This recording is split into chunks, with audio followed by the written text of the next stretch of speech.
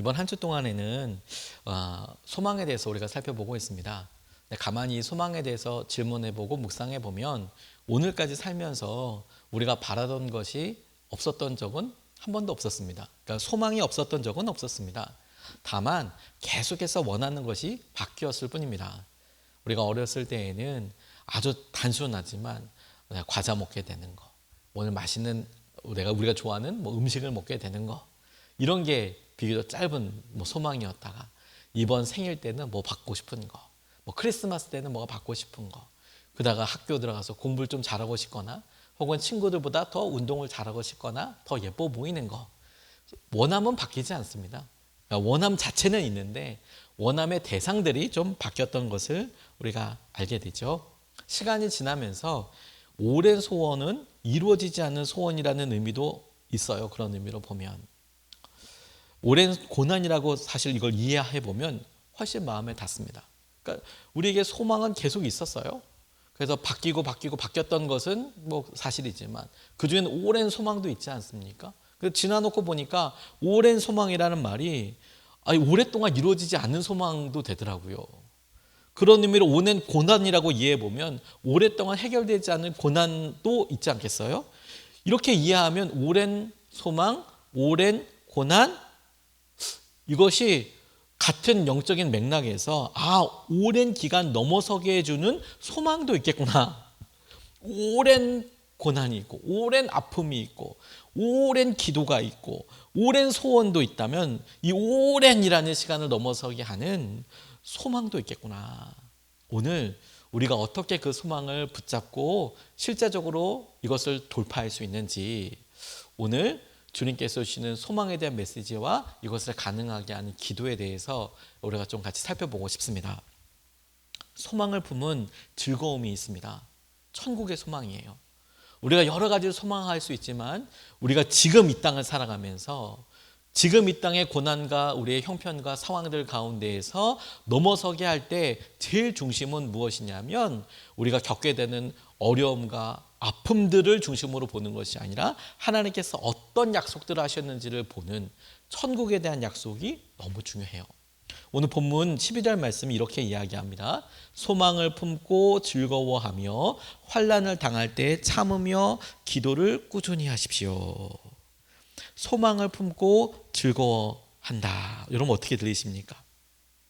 소망은 자연스러운 바람이자 배워가는 것 같아요. 이렇게 죽으라는 법은 없어. 이렇게 끝나라는 법은 없어. 그래, 하나님께서 하실 것을 우리가 바라지. 우리가 이렇게 본능처럼 주님을 찾아갑니다. 그런데 여러분, 신기한 것은 때로는 고난이, 이런 어려움들이 우리에게서는 오히려 더 주님을 가깝게 붙잡는 통로가 돼요. 그리고 천국의 소망으로 더 가까이 당기는 지름길도 되더라는 겁니다. 오랜 고난이라는 것이, 오랜 기도라는 것이 그냥 그것이 우리에게 네거티브하게 부정적으로만 그냥 작용하는 게 아니고 오히려 그렇기 때문에 더 간절히 주님을 찾게도 된다는 겁니다. 편안할 때는 땅만 보다가 힘들 때는 하늘을 보게 되거든요. 마치 탕자가 집을 떠나서 그가 궁핍해지니까 어디 내가 쥐염 열매, 돼지가 당시에 먹었던 쥐염 열매라도 먹겠다 이런 결심으로 가난해졌으니까, 곤궁해졌으니까 찾잖아요. 근데 그것마저도 얻을 수 없으니까 비로소 아버지를 떠올리는 것처럼 우리는 조금 힘들면 주위 사람들을 찾아요. 하지만 진짜 죽을 만큼 힘들면 그때서야 아버지를 찾죠.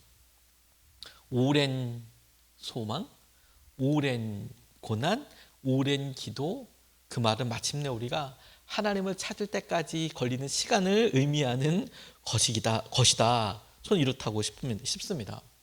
고린도전서 3장 12절 13절 말씀을 보니까 누가 이 기초 위에 금이나 은이나 보석이나 나무나 풀이나 집으로 집을 지으면 그에 따라 각 사람의 업적이 드러날 것입니다. 그날이 그것을 환히 보여줄 것입니다. 그것은 불에 드러날 것이기 때문입니다. 불이 각 사람의 업적이 어떤 것인가를 검증하여 줄 것입니다. 이렇게 말씀하고 있습니다. 그냥 참는 것이 아닙니다. 우리가 무슨 고난을 즐거워한다고 이야기할 때 아픔을 그냥 견디는, 그냥 고통을 즐거워하는, 고통은 누구에게나 즐겁지 않습니다. 그럼에도 불구하고 우리가 고통을 감내하고 나아가는 것은 우리에게 소망이 있기 때문에 그렇습니다. 소망을 가지고 인내하는 것입니다. 고통은 누구에게나 다 힘들고 피하고 싶은 명확한 대상일 거예요. 하지만 우리에게 차이가 있다면 우리가 겪고 있는 어려움과 힘든 것은 예수님께서 우리에게 허락하신 말씀과 합하여서 이것을 넘어서게 하시는 그 이후의 약속을 우리가 믿어서 주님의 말씀을 힘입어서 나아갈 수 있기 때문에 인내할 수 있게 되는 것이지요. 아픈 것을 그냥 참는 것은 그냥 다만 안타까운 일인 거예요. 근데 우리의 삶이 안타까운 것에서 끝나지 않는 것은 우리에게 예수님의 약속이 있기 때문에 그렇습니다. 아픈데도 의미를 가질 수 있다는 말입니까? 네, 그렇습니다. 아픈데도 의미를 가질 수 있습니다. 아픈데도 그 일이 우리에게 놀라운 열매가 될 수 있습니다. 우리를 향한 마음을 가지고 주님이 십자가를 지셨습니다. 사랑이라고 표현하고, 그리고 그 사랑에는 믿음도 있었습니다. 그리고 주님은 그 연약해 보이는 제자들에 대한 소망도 갖고 계셨어요. 저들 통해서 이루고자 하실 당신의 계획도 가지고 있었습니다. 그게 소망 아니고 뭐겠습니까? 그럼에도 불구하고 연약한 제자들을 소망하실 수 있었던 그 이유, 그 마음, 그 핵심, 그것은 우리를 향한, 그리고 하나님 아버지의 계획에 대한 소망을 의지하셨기 때문이라고 싶어요. 하나님께서 사실을 이루시고 인도하여 주시는 것. 그러니까 우리가 지금 당장 우리의 고난과 어려움을 바라볼 때, 우리가 지금은 고통의 땅에서 발을 딛고 있는 것 같지만 우리는 하나님을 바라보는 것이죠. 예전에 이런 고난의 땅에서 힘든 노동을 하던 사람이 있었습니다. 소설가 알렉산드로 솔제니친이라는 사람입니다. 노벨상 수상자이기도 했지만 러시아 작가이기도 합니다. 그가 스탈린에 의해서 시베리아 강제 수용소에 수감되어 있을 때 너무 힘들었답니다. 강제 노동이 강도도 힘들지만 무엇보다도 의미가 없잖아요. 그리고 보이는 열매가 없잖아요. 그래서 일하지 않으면 사람들이 와서 무참히 때리는데, 그런 때리는 일에 그냥 사람들이 건강이 약해지고 그러니까 죽는 사람들이 속출하고, 그리고 이걸 왜 해야 하는지, 이게 어떤 의미가 있는지, 그리고 자기가 여기에 와서 노동을 해야 될 그런 일을, 잘못을 했는지, 그것도 진짜 심각한 고민이죠. 정치범들이 당시의 생각에 달라서 거기 잡혀온 건데, 스탈린이라는 사람이 했던 극악한 일들을 생각해 보면 안타까운 사람들이, 선한 사람들이 거기 다 있는 거 아니겠습니까? 많은 사람들이 그냥 죽어나갔습니다. 그러나 어느 날 이 솔제니친도 인내의 한계에 다다랐다 이렇게 느껴지는 때가 있었답니다. 그래서 노동을 하다가 삽을 그냥 내다 버리고 그냥 의자에 털썩 주저앉았대요. 근데 보통 이러면 주위에 경비들이, 간수들이 와서 그냥 죽도록 팬대요. 그렇게 해서 주위 사람들한테 공포감을 조성하는 거죠. 그러니까 자기도 내가 이런 일 힘들기도 하고 도저히 못하겠다. 때리려면 때려라. 그리고 자포자기 하듯이 이렇게 턱 앉아서 그래 이렇게 해라 이러고 있는데, 지금까지 다른 사람들이 그런 식으로 당하는 걸 수없이 봤기 때문에 자기도 그렇게 당할 거라고 생각을 했는데, 근데 그런 일이 벌어지기 전에 한 수척해 보이는 죄수가 솔제니친 앞에 조용히 다가오더래요. 그리고 말 한마디 하지 않고 흙에다가 십자가를 이렇게 그려 보이더랍니다. 흙에다가. 그리고 서둘러 사라지더래요. 다 포기하고, 그래 날 때리려면 때리고 날 죽이려면 죽여라라고 하고 있는 솔제니친에게 와서 그 고통의 땅에서 십자가 하나 딱 그려놓고 얼른 가더라는 거죠. 솔제니친이 땅에 그려진 그 두 선을 응시했습니다. 그 순간 그 십자가 형상이 그의 모든 절망을 바꿔놓기 시작했어요. 그때 그는 이렇게 생각했답니다. 소련보다 더 큰 힘이 존재한다는 사실과 모든 인류의 소망은 그 작은 십자가 형상에서 상징될 수 있음을 깨닫게 되었다라는 걸요. 십자가의 능력을 통해서 모든 것이 가능하다라는 것을. 그래서 그 안에 있었던 변화가 뭔지 아십니까? 그 깨달음으로 다시 삽을 들고 작업장으로 되돌아갔다는 거예요. 여러분, 우리의 삶이 녹록하죠. 이 가난함이, 이 눌림이 힘들다라고 생각될 때 우리가 하늘을 바라보는 거예요. 하늘을 바라보고 하나님의 약속을 바라보고 하나님께서 하실 일들을 바라보고, 그리고 이 고난과 어려움 가운데 우리도 십자가 하나 그려놓는 것이죠.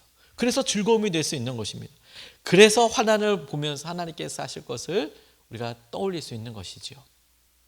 두 번째로 여러분, 우리가 그렇게 하나님을 바라보고 의지할 때 여전히 우리는 연약하고 우리가 경험하고 있는 삶은 녹록지 않습니다. 그럴 때 우리가 소망을 유지하고 그 소망이 소망대로 역사할 수 있는, 소망으로서 우리에게 작용할 수 있는 중요한 우리가 할 수 있는 도전이 무엇이냐면 기도입니다. 기도. 소망을 품은 기도.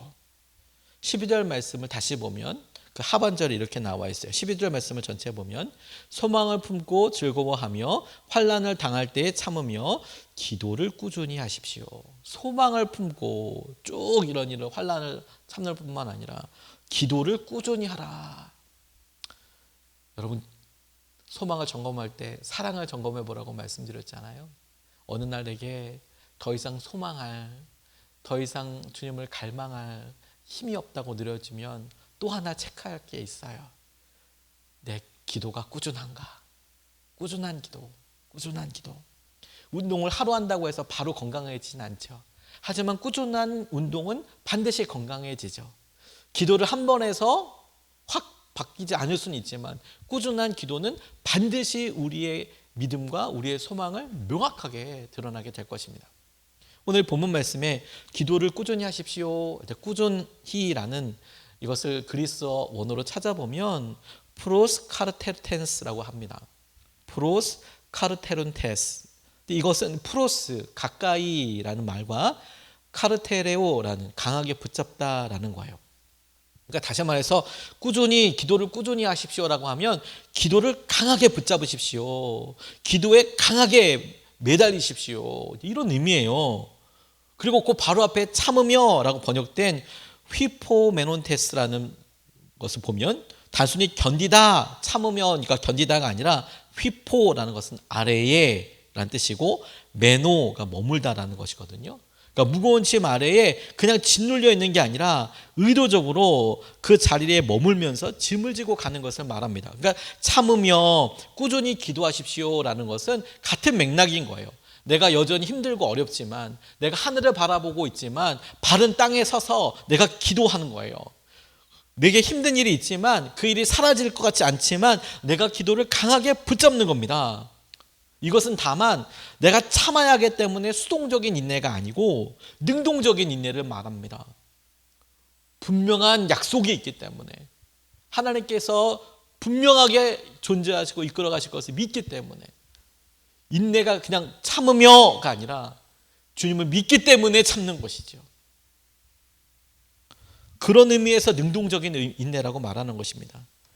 기도를 꾸준히 하라는 것은 어려움과 고난 가운데서도 주님을 바라보는 믿음의 구체적인 순종이 되는 거예요. 구체적인 순종. 하나님, 여전히 저는 기도하고 있습니다.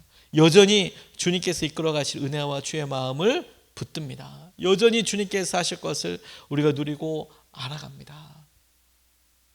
저는 우리 교회에 주님께서 허락하시고 저와 여러분들이 지키고 있는 이 새벽 기도야말로 주님이 주신 생명줄이라고 싶어요.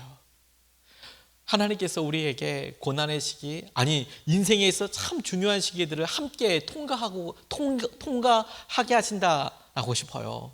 그래서 어떤 분들에게는 재정적인 어려움이 참으로 어렵고 어떤 분들에게는 자녀들에 대한 여러 일들이, 건강의 일들이 혹은 이별의 아픔들이 계속해서 우리에게 있을 수 있습니다. 중요한 인생의 질문거리이자 의미들을 갖습니다. 고난도 만만치가 않고요.